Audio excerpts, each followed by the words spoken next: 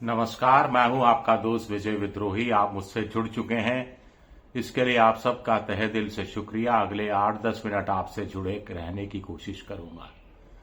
अगर राष्ट्रपति ट्रंप को मागा यानी मेक अमेरिका ग्रेट अगेन करना है तो तत्काल प्रभाव से उन्हें युद्ध बंदी की घोषणा कर देनी चाहिए। लेकिन अगर युद्ध खत्म भी हो जाता है तो भी राष्ट्रपति ट्रंप का मागा अभियान सफल नहीं होने वाला, बहुत बड़े झटके लगने वाले हैं। दरअसल ट्रंप को अब सिर्फ ईरान से बातचीत नहीं करनी है, दुनिया के कम से कम 3 अन्य देशों के साथ एक ही टेबल पर आकर बहुत कुछ बातचीत करने की जरूरत है, क्योंकि ट्रंप ने जो रायता फैलाया है उस रायते को सिर्फ ईरान से किसी समझौते पर पहुंचकर सिमटाया नहीं जा सकता। अब ये कौन से देश हैं, क्या बातचीत होनी चाहिए, किस मुद्दे पर बातचीत होनी चाहिए और क्यों बातचीत होनी चाहिए, इस पर बात करेंगे। लेकिन पहले देखते हैं कि ट्रंप चौराहे पर आकर खड़े हो गए हैं। पहली बात तो यह है कि युद्ध क्यों शुरू किया गया, इसका कोई जवाब नहीं है। युद्ध के जो मकसद बताए गए वो मकसद पूरे होने में कितनी प्रैक्टिकलिटी थी, कितनी व्यवहारिकता थी, इसका कोई जवाब नहीं है। वो मकसद कितने पूरे हुए, कोई जवाब नहीं है। मकसद क्या पूरे कर लिए जाएंगे, कोई जवाब नहीं है। क्या सीज फायर होना चाहिए, कोई जवाब नहीं है। क्या सैटरडे तक अगर जो शांति वाला समय है वो निपट गया, उसके बाद अमेरिका को क्या कदम उठाना चाहिए, कोई जवाब नहीं है। बड़ा सवाल उठता है कि क्या हरमुज की खाड़ी को मुक्त कराना चाहिए, कोई जवाब नहीं है। क्या खार्ग द्वीप पर कब्जा होना चाहिए, कोई जवाब नहीं है। क्या ईरान पर बूट्स ऑन द ग्राउंड वाली स्थिति आनी चाहिए, कोई जवाब नहीं है। इन सारे सवालों के जवाब ईरान के साथ साथ 2-3 और देशों के साथ बातचीत के दौरान निकल सकते हैं। लेकिन ट्रंप को कुछ हकीकत माननी पड़ेगी, कुछ अपने ऐसे सलाहकारों से पिंड छुड़ाना पड़ेगा, नेतन्याहू से 2 हाथ की दूरी बनानी पड़ेगी, और जो उनके प्रशासन के अंदर अनुभवी लोगों की कमी है, समझदार लोगों की कमी है, जो गाना गाने वाले लोग ज्यादा भरे हुए हैं, तो ऐसे लोगों की भर्ती हो और गाना गाने वालों को निकाल बाहर किया जाए, तब जाकर कुछ स्थितियां सुधर सकती हैं। जितना लंबा युद्ध चलेगा उतने ट्रंप को नुकसान ही नुकसान है। लेकिन युद्ध जल्दी खत्म हो जाएगा और ट्रंप को बहुत बड़ा फायदा हो जाएगा, ऐसी बात भी नहीं है। ईरान की शर्तों पर युद्ध खत्म होगा, अब इसमें कोई दो राय नहीं रह गई है। ईरान की शर्तों पर युद्ध खत्म होने का मतलब है पश्चिम एशिया में ईरान के वर्चस्व का बढ़ जाना। इसका मतलब है खाड़ी के जो जीसीसी देश हैं वो अमेरिकी दबाव से थोड़ा मुक्त हो पाएंगे।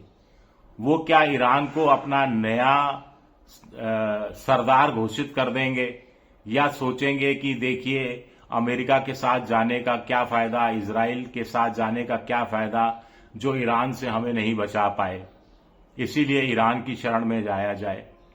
अगर ऐसा हुआ तो अमेरिका के लिए बेइज्जती की बात तो होगी, पेट्रो डॉलर संकट में आ जाएगा। पेट्रो डॉलर इसलिए क्योंकि ईरान तो अभी से कह रहा है कि हम उसको तेल देंगे जो युआन में हमारे साथ लेन देन करेगा। अब अमेरिका की कहानी ये है कि अमेरिका पेट्रो डॉलर पर जिंदा है। दुनिया भर में 100 मिलियन बैरल तेल रोज बिकता है। इससे जो अरबों रुपए के डॉलर आते हैं उसका अधिकांश हिस्सा अमेरिका में ही निवेश में चला जाता है। वहां बॉन्ड खरीद लिए जाते हैं, तमाम दूसरी चीजें खरीद ली जाती हैं, जिससे अमेरिका को अपनी अर्थव्यवस्था चलाने में मदद मिलती है। 30 ट्रिलियन डॉलर की अमेरिकी अर्थव्यवस्था है, 38 ट्रिलियन डॉलर का अमेरिका पर कर्ज है। चूंकि डॉलर चलन में है, क्योंकि डॉलर की इज्जत बनी हुई है, इसीलिए अमेरिका कर्ज से बचने के लिए डॉलर पर डॉलर छापता रहता है और वो पूरी दुनिया में उसकी मांग भी बनी रहती है डॉलर की, तो उसकी अर्थव्यवस्था जैसे तैसे टिकी हुई है। अगर पेट्रो डॉलर चला गया और युआन आ गया या कोई दूसरी लोकल करेंसी आ गई और दुनिया के व्यापार में डॉलर की हिस्सेदारी 70% या 65% पर आ गई, जो अभी 80-85% है, तो पूरा अमेरिका, ट्रंप का अमेरिका ढह ढहा कर गिर जाएगा।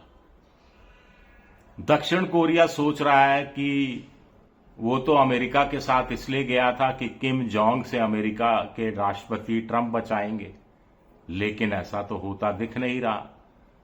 जापान अमेरिका के साथ इसलिए गया कि चीन के किसी भी संभावित आक्रमण से या एग्रेशन से अमेरिका ही बचा सकता है, ऐसा तो होता दिख नहीं रहा। जो ईरान से हार गया हो या हारने की कगार पर हो, या ईरान ने घुटने टिकवा दिए हो या फिर नाको चने चबवा दिया हो, जो भी शब्द का आप इस्तेमाल कर लीजिए, अपने हिसाब से कर लीजिए। नाटो में बिखराव है, रिपब्लिकन पार्टी में बिखराव है, अमेरिका की जनता साथ नहीं दे रही है। तो ऐसे में सिर्फ ईरान से समझौता करने से ट्रंप को बहुत बड़ा फायदा होगा या तात्कालिक राहत मिलेगी।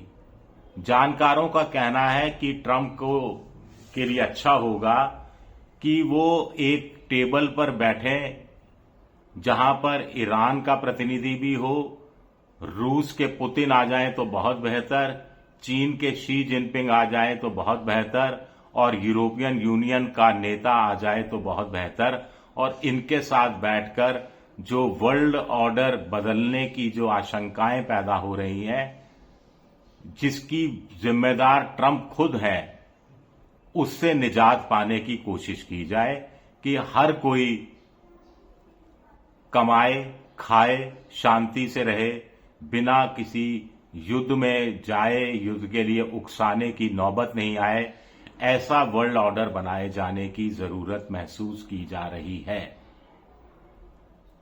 एक ईरान के साथ युद्ध इनडायरेक्ट रूप में एक ट्रिगर पॉइंट, एक पॉजिटिव पॉइंट भी इस सिलसिले में साबित हो सकता है।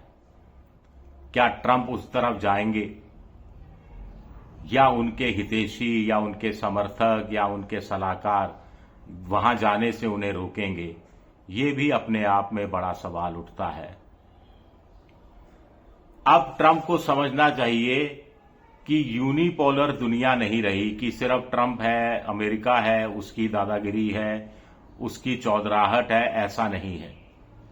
दो चौधरी और हैं साफ तौर पर, शी जिनपिंग नाम का चौधरी है और पुतिन नाम का एक चौधरी है, और इनके साथ सामंजस्य, संतुलन बनाए रखने के बगैर दुनिया चल नहीं सकती। और ये अपने अपने समर्थक देशों का भला करेंगे, इसमें कोई गलत बात भी नहीं है। ये लोग ईरान के साथ जाकर खड़े हो गए हैं, ये ट्रंप के लिए एक सबक है। क्या ट्रंप इतना बड़ा फैसला लेने को तैयार होंगे? ये भी अपने आप में बड़ा सवाल उठता है। शुक्रिया मेरा वीडियो देखने के लिए, बहुत बहुत शुक्रिया। पसंद आए तो लाइक कीजिए, सब्सक्राइब कीजिए, शेयर कीजिए। आप मेंबरशिप ड्राइव में भी जा सकते हैं। शुक्रिया, बहुत बहुत शुक्रिया।